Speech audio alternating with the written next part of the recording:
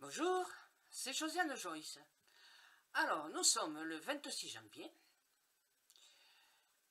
Entre parenthèses, je me suis légèrement trompée, parce que je vous avais annoncé qu'il ferait aussi beau fin janvier que début. Eh bien non, voilà, il a fait frisquette et tout ça. Ouf, voilà, j'ai fait une petite erreur. Mais vous allez voir, le mois de février, alors ça m'étonnerait que je me sois trompée là. Il va être beau et chaud et peut-être l'un des plus chauds qu'on ait jamais vu. Eh bien, ça nous changera, si je me rappelle celui que j'ai vécu en 1956, le mois de février 56 à Toulouse. Bouh, j'avais que 6 ans, mais c'est des trucs qui vous marquent pour la vie. Voilà, mais bon, je vous raconterai ça une autre fois. Donc, il fera beau et chaud, très chaud en février, comme je vous l'ai annoncé dans ma vidéo du 25 décembre. Voilà. Par contre, il se pourrait, alors là, c'est une chance sur deux que j'ai fait aussi erreur. Pour le mois de la fin novembre et décembre, où je vous ai dit qu'il ferait chaud, peut-être qu'il fera moins chaud, et qu'il y aura aussi que l'humidité que j'ai vue, de la pluie peut-être et du vent, l'humidité ça pourrait être des gelées ou alors de la neige, mais bon, c'est une petite erreur que vous me pardonnerez, parce que c'est pas facile de prévoir ce qui va arriver, le temps qu'il fera à la fin de l'année, et puis même au début. Voilà. Donc, en règle générale, je ne me trompe pas trop. Et je vous ai dit, pour cet été, beaucoup d'orages, de pluie et de vent, et ça ne sera pas facile. Non plus le mois de septembre. Alors, les personnes qui partent en septembre, aïe, aïe, aïe, aïe. Bon, alors, je répète, nous sommes le 26 janvier, et je vais vous parler un peu de ce que j'ai vu pour le mois de février. Nonobstant que je vous ai dit qu'il ferait beau et chaud et très chaud. Eh bien, on vous annonce des augmentations très importantes pour le mois de mars et d'avril et de mai. Eh bien, moi, je vais vous dire qu'il y a des gens qui vont... il y en a qui vont prendre leur... qui vont prendre leur pognon avant. Voilà. Parce qu'il me semble que vers... je sais pas, la première quinzaine, là, au début, le 10, 12, 15 février, eh bien, vous verrez, l'augmentation sera déjà là. Voilà, notamment pour les pâtes, pour le café, voilà. Alors pour le sucre, vous faites pas de soucis, il va coûter un peu plus cher, d'accord, mais il risque de manquer, il y aura des pénuries, c'est forte chance qu'il y ait des pénuries pour l'année prochaine. Bon, ça je vous le dis un an à l'avance, souvenez-vous-en, mais allez, vous inquiétez pas, et je vous le ferai remarquer, voilà. Et voilà ce qui va se passer en février concernant notre pouvoir d'achat, quoi, voilà, n'oubliez pas, des petits malins qui vont s'empiffrer bien avant l'augmentation du mois de mars, qui est soi-disant prévue et tout ça, et c'est normal, voilà, quand on peut pigeonner les gens qui ne peuvent pas se défendre, on le fait, l'argent va à l'argent, c'est toujours les mêmes qui s'empiffrent, vous le savez. Voilà ce que je voulais vous dire. Donc, c'est le moment ou jamais d'acheter des paquets de pâtes, de café, de sucre, de la farine aussi peut-être. Voilà, ça va augmenter pas mal. Et bon, pour les croquettes, je m'en fous, j'ai pas d'animaux, moi, faites ce que vous voulez. Mais je vous ai fait une vidéo pour la soupe aux chiens, je vous ai expliqué comment on nourrissait quand j'étais enfant, le chien qu'on avait à la maison. Voilà, le chien de mon papa. Et c'était un gros chien, voilà. Donc, on n'a pas besoin d'acheter des boîtes et des croquettes. Misère de la vie, enfin non, pas misère, c'est incroyable, inimaginable. Il paraît je sais qu'il existe des croquettes et des boîtes à chats, à chiens, bio. Il faut être vraiment taré pour acheter ce genre de choses. Bon, voilà. Quand on peut faire cuire quelques légumes avec des pâtes et voilà, et du pain pour la soupe aux chiens. Voilà. Allez, je suis sévère. Je vous dis que les temps ont changé, les temps sont durs et il faut faire des économies. Et pour cela, vous le savez, il n'y a rien de tel que les promotions. Et je ne ferai pas de publicité à qui que ce soit. Jamais. Puisque je ne suis pas payée pour ça. D'accord? Donc voilà, ce qui va vous arriver au mois de février. Bon courage à tout le monde, ne vous laissez pas abattre et voilà, résistez. C'est la seule chose qu'on puisse faire, résister. N'oubliez pas de regarder mes vidéos de recettes pas chères, voilà, parce que ça peut aider certains d'entre vous à ne pas se priver de viande, d'accord? À bientôt. bientôt. Merci. Au revoir. Voilà comment nous nourrissons les chiens ou les chats. Ça peut aussi vous donner des idées pour vos chats. Alors, premièrement, il n'y avait pas toutes ces croquettes, toutes ces gourmandises là, des bio en plus. Non, mais vous vous rendez compte que j'entends ça, moi.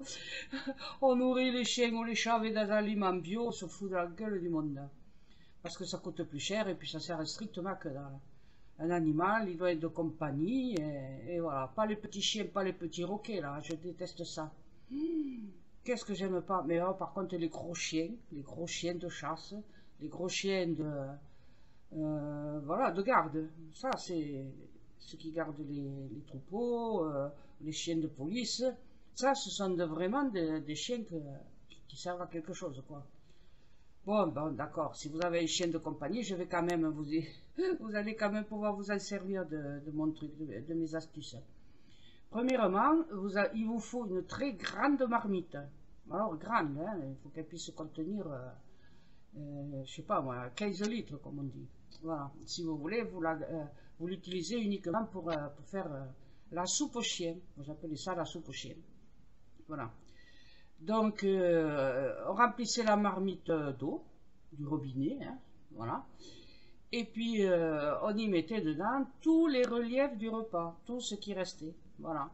Si vous avez fait de la purée, il reste 2 cuillères, eh ben, c'est pas la peine à réchauffer, hop, voilà.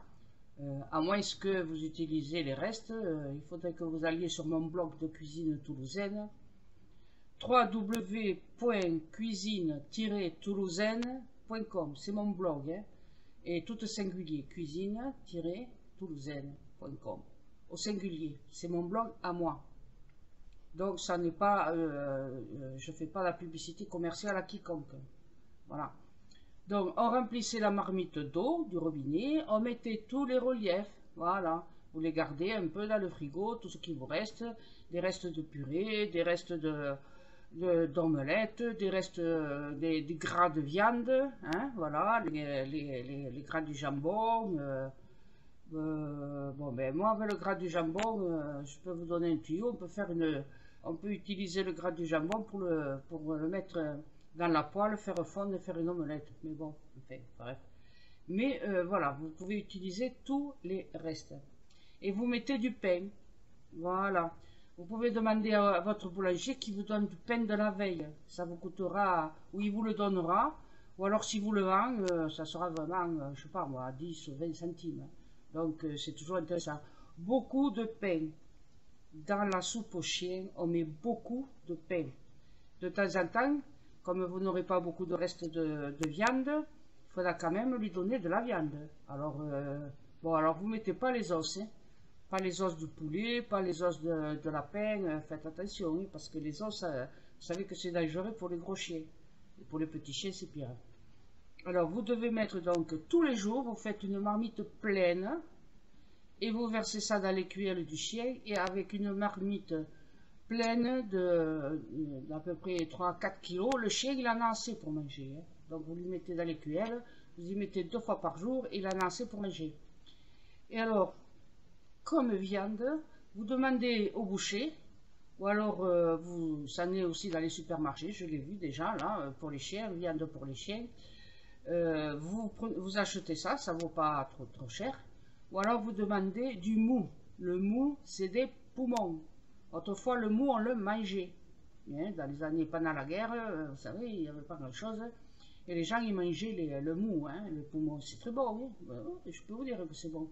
J'en ai eu mangé, eh oui, quand j'étais enfant, mes parents n'étaient vraiment pas riches, mon papa était maçon, et ma mère ne travaillait pas, à l'époque on ne faisait pas travailler les femmes, et les mères de famille restaient à la maison le plus souvent. C'était pas bien, surtout quand on est d'origine espagnole, il n'est pas question que la femme aille travailler, elle doit rester à la maison pour s'occuper des enfants. Et voilà, et donc on a eu mangé du mou. Le mou, c'est de poumon, de bœuf ou de vache, de génisse, voilà. Et c'est pas mauvais, croyez-moi. Coupez un petit morceau, ça se mange bouilli, c'est très vite cuit. Mais pour remplacer la viande chère des croquettes et puis des aliments que vous donnez qui coûtent très cher à votre chien ou même à votre chat, vous mettez du mou. vous le faites cuire. Ça se cuit très vite, même pas 10 minutes à gros bouillon, d'accord? Bon, voilà. Voilà ce que vous mettez dans la soupe du chien. Tous les restes des repas, du mou de chien, ou alors la viande pour chien que vous achetez, ou que vous demandez à votre boucher, les restes, demandez des restes. Et surtout, ne mettez pas les petits os, il faut mettre des gros os. Hein. Il y a des bouchers qui vous fourniront des gros os. Alors énorme. Parfois, c'est des os à moelle. Donc, c'est très bon pour votre chien. Hein. Pour son pelage, ça contient beaucoup, beaucoup d'acides aminés, la moelle. Voilà. Moi, je mets toujours un os à moelle quand je fais la blanquette, quand je fais le pot-au-feu, j'en mets un peu partout. Parce que la moelle, c'est antiride et c'est très très bon pour la santé. Donc si c'est bon et merveilleux pour vous, c'est fabuleux pour votre chien ou votre chat. D'accord?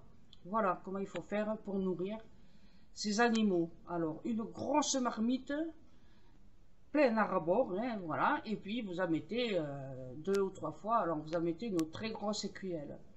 Et si votre chien est trop gourmand, parce que c'est un gros chien, il mange beaucoup, eh bien ça ne fera qu'une seule fois. Mais vous inquiétez pas, votre chien ne mourra pas. Avec une seule fois, 3 ou 4 kilos de pain, de restes de pâte, de purée, de lentilles, de pois chiches, je peux vous dire que le chien, avec ça, il en a assez pour la journée. Voilà comment on nourrit son chien à peu de frais.